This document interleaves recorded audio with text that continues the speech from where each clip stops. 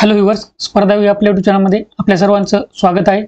आपण या व्हिडिओ सीरीजमध्ये दररोज उत्तर लिहिण्याचा सराव करत असतो। वेट दररोज तुम्ही म्हणाल सर दररोज तुम्ही उत्तर कुठं टाकता चॅनलवर, त्यामुळे सांगत असतो मित्रांनो, टेलिग्राम चॅनल जॉईन करा। टेलिग्राम चॅनलची लिंक तुम्हाला खाली डिस्क्रिप्शन बॉक्समध्ये मिळून जाईल।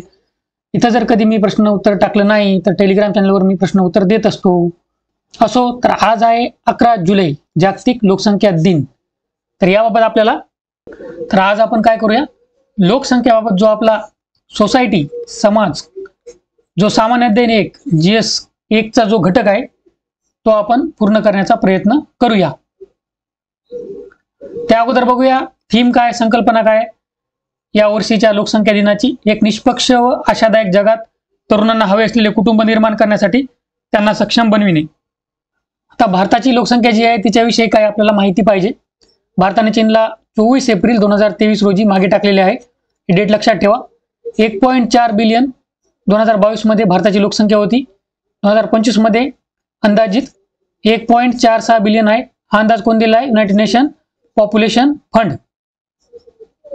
युनायटेड नेशन पॉप्युलेशन फंड जो आहे त्याची स्थापना 1969 मध्ये झाली। हेडक्वार्टर मुख्यालय जे आहे ते न्यूयॉर्क मध्ये आहे आणि त्याच्या हेड जे आहेत ते सध्या त्याच्या अध्यक्ष नतालिया कानेम या आहेत। भारताची 68% जी लोकसंख्या आहे ती 15 ते 64 वर्ष वयाची आहे। भारताचे मध्यक वय 28.7 वर्ष आहे। म्हणजे ॲव्हरेज जर भारताचे पॉप्युलेशनचं जर ॲव्हरेज वय काढलं तर 28.7 वर्ष आहे। याचा आपल्याला लोकसांख्यिकीय लाभांश डेमोग्राफिक डिव्हिडंड म्हणून फायदा होईल।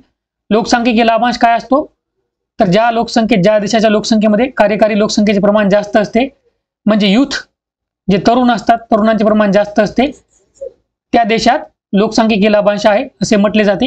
एवढी मोठी पॉप्युलेशन भारताची आणि एवढा मोठा लोकसंख्यिकीय लाभांश आपल्याला आहे, तर आपल्याला या एवढ्या मोठ्या प्रचंड लोकसंख्येचा वापर करून पुढे जाण्याची, आपल्या देशाला पुढे नेण्याची खूप मोठी संधी आहे। नॅशनल फॅमिली हेल्थ सर्वे 5 याच्यानुसार भारताचा जन्मदर जो आहे तो 2.0 आहे आणि रिप्लेसमेंट लेवल फर्टिलिटी रेट जो असतो, रिप्लेसमेंट लेवल जन्मदर जो असतो तो 2.1 असतो। या जन्मदराला पॉप्युलेशन तुमची वाढतही नाही आणि घटतही नाही। आपली जन्मदर आपला कमी झालेला आहे, याचा अर्थ काय तर आपण नियंत्रित केलेला आहे आणि हा ॲव्हरेज भारताचा आहे। काही राज्यामध्ये अजून सुद्धा जास्त आहे, परंतु सध्या सुधारत आहेत सगळ्या गोष्टी। आता पाहूया लोकसंख्या वाढीसाठी जी सामाजिक कारणीभूत आहेत ती पाहूया। कमी मृत्यू दर, लोकांच्या हेल्थमध्ये सुधारणा झालेली आहे। आयुष्यमान भारत सारख्या योजना आलेल्या आहेत। तसेच टेक्नॉलॉजी, तंत्रज्ञान हेल्थ सेक्टरमध्ये, स्वास्थ्य क्षेत्रामध्ये पुढे गेलेलं आहे। त्यामुळे लोक आता लवकर मृत्यू नाही पावत, जास्त प्रमाणात मृत्यू नाही पावत। तसेच बालविवाह जे आहेत नॅशनल फॅमिली हेल्थ सर्वे 5 नुसार 23.3% महिला, जेवढे सर्वे केले होते ना त्याच्यापैकी 23.3% महिला 18 वर्ष कमी वय असताना त्यांचं लग्न झालेलं आहे। म्हणजे बालविवाहाचं प्रमाण मोठ्या प्रमाणात आपल्याला अजूनही पाहायला मिळतं। कायद्याने जरी यावर बंदी असली तरी मुलांना प्राधान्य, मुलगा म्हणजे बॉय यांना प्राधान्य दिलं जातं। आपला जो इकॉनॉमिक सर्वे आहे, आर्थिक सर्वेक्षण जो आहे 2018चं, त्यामध्ये सांगितलं होतं की मुलांना, बॉईजना मुलींच्या गर्ल चाइल्डच्या ऐवजी प्राधान्य देण्यात येत आहे। त्यामुळे काय झालेलं आहे, 2.1 कोटी नको असलेल्या मुलीचा प्रश्न निर्माण झालेला आहे। म्हणजे काय तर 21 मिलियन अनवॉन्टेड गर्ल्स, म्हणजे या बॉय चाइल्डच्या मुलाच्या जन्माला प्रेफरन्स दिल्यामुळं ह्या ज्या 2.1 कोटी मुली जन्माला येणार होत्या त्या आल्याच नाही, असं या इकॉनॉमिक सर्वेमध्ये सांगायचं आहे। दारिद्र्यामुळे सुद्धा लोकसंख्या वाढ होते, कारण दारिद्र्य असल्यावर शिक्षण वगैरे नसतं, तर गर्भनिरोधक जे ऑप्शन्स असतात, पर्याय असतात, ते हे लोक वापरायचं टाळतात। तसेच फॅमिली प्लॅनिंग, कुटुंब नियोजन वगैरे या गोष्टींशी यांना काही देणं घेणं नसतं, कारण हे त्यांच्याच परेशानीमध्ये असतात। त्यांना त्यांच्या भाकरीचा प्रश्न पडलेला असतो आणि हे काय आहे या गोष्टीमध्ये त्यांचं लक्ष नसतं। त्यामुळे दारिद्र्य हे सुद्धा एक लोकसंख्या वाढीसाठी मोठं कारण आहे। शिक्षणात मागासलेपण असल्यामुळं कमी लोकसंख्या असल्यावर काय फायदे होतात, जास्त आपल्या घरात जर अपत्य असतील, मुलं असतील तर काय त्याचे तोटे आहेत, याची जाणीव होत नाही, त्याची इंटेन्सिटी कळत नाही।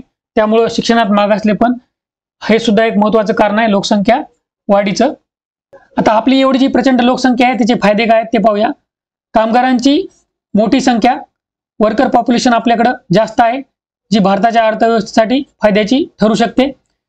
परंतु आपल्याला काय केलं पाहिजे, आपल्याला त्यांना कौशल्य प्रदान करावं लागेल, स्किल डेव्हलप करावं लागेल, त्यांची कौशल्य विकास त्यांचा करावा लागेल, तेव्हाच आपल्याला ही कामगारांची संख्या कामी येईल. तसेच एवढी मोठी लोकसंख्या असल्यामुळे विशाल ग्राहक बाजारपेठ भारतामध्ये निर्माण झालेली आहे. लोकसांख्यिकीय लाभांश बद्दल आपण माहिती पाहिलेली आहे मागेच.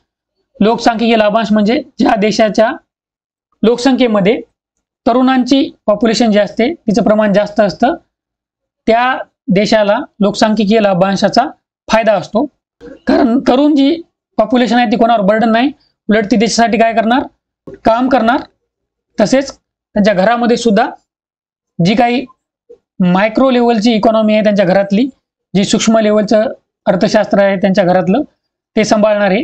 म्हणजे त्यांच्या घरामध्ये ज्या काही सोयीसुविधा पाहिजे शिक्षणाच्या, हेल्थच्या, हे सर्व पुरवणारे लोक काम केलं तर, कारण हे लोक काम करू शकतात, तरुण आहेत म्हणून. ते जर म्हातारे लोक असले असते, बर्डन असलं असतं तर मग आपल्याला फायदा असला असता का, नाही. त्यामुळे लोकसांख्यिकीय लाभांशाचा आपल्याला फायदा आहे. मानवी संसाधनांची निर्यात. आता जी आपली एवढी मोठी पॉप्युलेशन आहे तर काही देशांमध्ये जसं की जपानमध्ये, युरोपमध्ये, काही देशांमध्ये वृद्ध होत चाललेली त्यांची पॉप्युलेशन, म्हणजे वृद्धांचं त्यांच्या लोकसंख्यामध्ये वृद्धांचं प्रमाण वाढत आहे खूप मोठ्या प्रमाणात. त्यांची काळजी घेण्यासाठी मग आपले जे लोक आहेत, आपल्या भारतातले जे बेरोजगार लोक आहेत त्यांना पाठवता येईल, मग त्यांना रोजगार सुद्धा मिळेल आणि त्या देशांची समस्या सुद्धा सॉल्व्ह होईल. म्हणजे मानवी संसाधनाची भारतातून आपल्याला निर्यात करता येईल. आता समस्या काय ते पाहूया, कारण आपल्या अभ्यासक्रमाचा जो मुद्दा आहे तो आहे पॉप्युलेशन अँड असोसिएटेड इश्यूज, म्हणजे लोकसंख्या आणि लोकसंख्येशी संबंधित समस्या.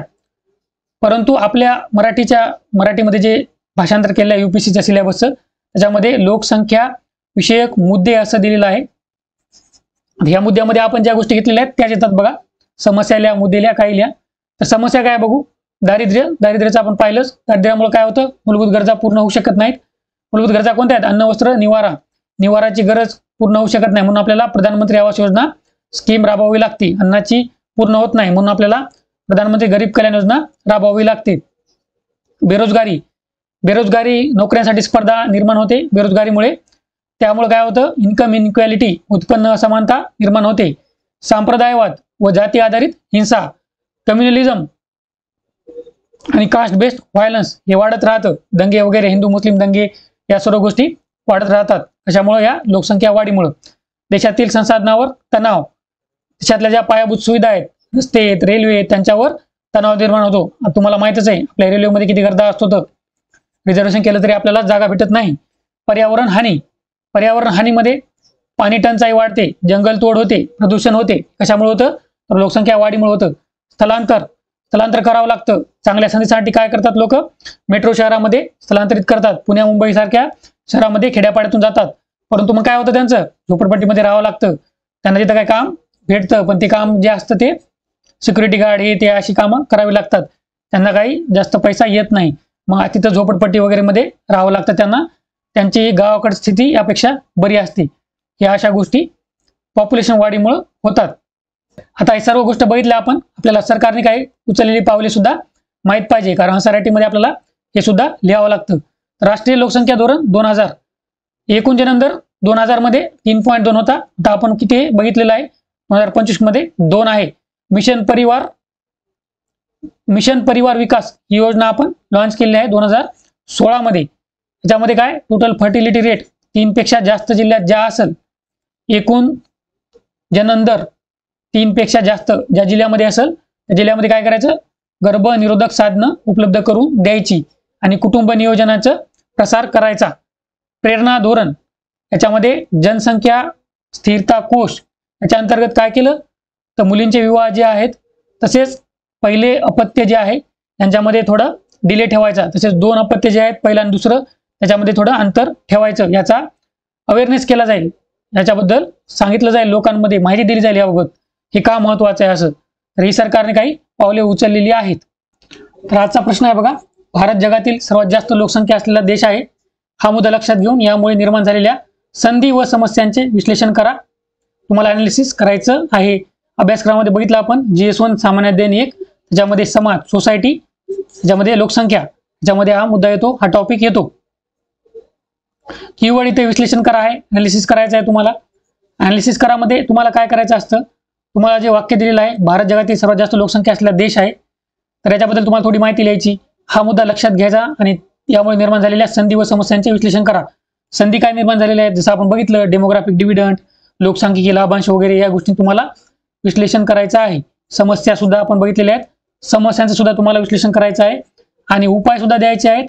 आणि गव्हर्नमेंटने काय स्टेप्स घेतलेले आहेत चर्चा आपण केलेली आहे, त्या सर्व गोष्टी द्यायच्या आहेत. जर तुम्हाला काही अडचण असेल तुम्ही कमेंट करून विचारू शकता. टेलिग्राम चॅनल आपलं जॉईन करून ठेवा. जर इथं कधी व्हिडिओ आला नाही, टेलिग्राम चॅनलवर उत्तर टाकण्यात येईल. आशा करतो या व्हिडिओमध्ये तुम्हाला फायदा होईल. All the best. थँक्यू.